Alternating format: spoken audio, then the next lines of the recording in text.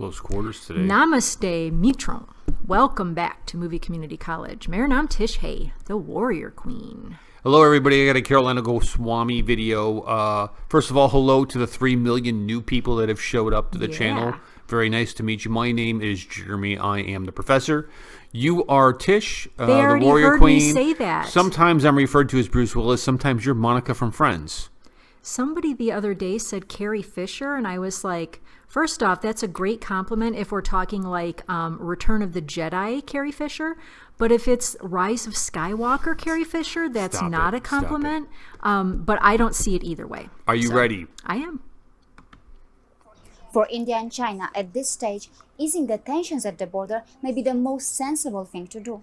However, due to the recent violent face-off that took place between the two nations, several international think tanks and foreign media outlets are comparing the defense capabilities of India and China. Sure.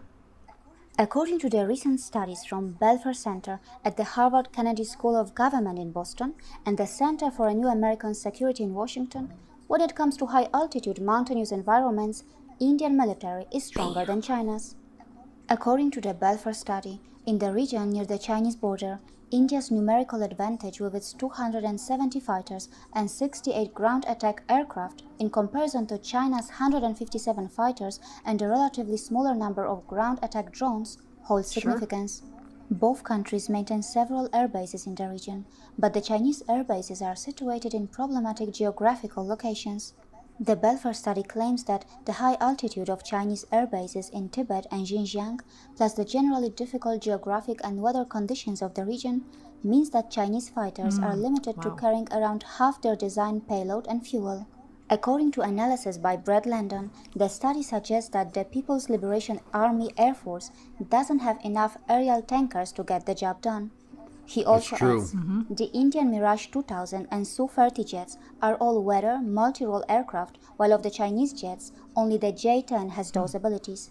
The Belfer report also claims that when it comes to aerial battle, Indian pilots have more experience than their Chinese counterparts. Not only that, a report from the Center for a New American Security also suggests that India's ground forces are more experienced.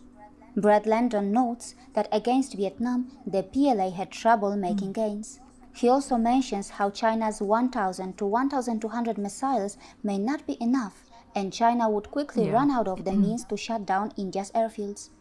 China's advantage is that its economy is bigger than that of India's, and some of its weapons are technologically more advanced. But on the other hand, China doesn't appear to have too many allies. That's an understatement. India conducts its joint military drills with nations like France, Japan, Australia, and America. But who's counting? The CNAS report also says how during such military drills, Western troops express a grudging admiration for their Indian counterparts' tactical creativity and high degree of adaptability.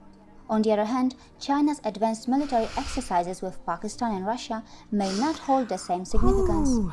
In his analysis, Brad Landon also mentions how in the event of a large-scale Himalayan conflict, U.S. intelligence and surveillance could help India get a clearer picture of the battlefield. It is also worth mentioning that both nations are nuclear powers and hold sufficient nuclear weapons to cause irreversible damage to each other. At this stage, for the sake of regional and global stability, we hope that both nations find peaceful solutions to their bilateral issues. See you again. Absolutely. Everybody wants peace.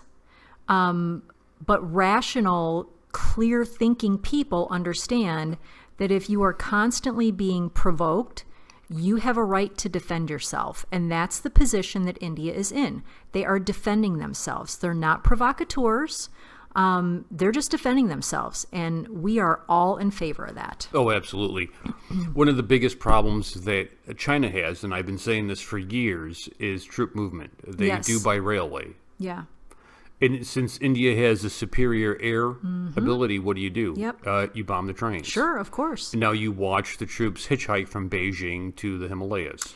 And India has their ally, America, who is giving them aerial intelligence. So, yes.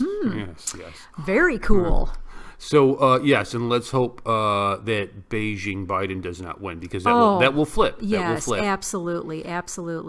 India, talk to your Indian friends and family who live in America and explain to them how important it is. If they have become United States citizens, they have a right to vote, and explain to them how important it is to not vote for Beijing Biden. Okay, guys, we'll catch you later. Bye. Bye.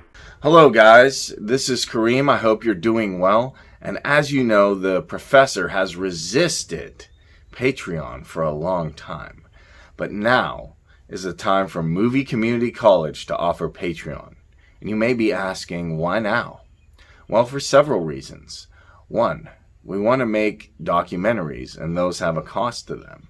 Two, we want to make short films, and those also will have a cost to them as well. Three, we're going to take legal action, all the proper precautions to do reaction videos. So if you're excited about this and you want to get some amazing swag from Movie Community College and some awesome rewards, then definitely help support Movie Community College by checking out the Patreon link below this video.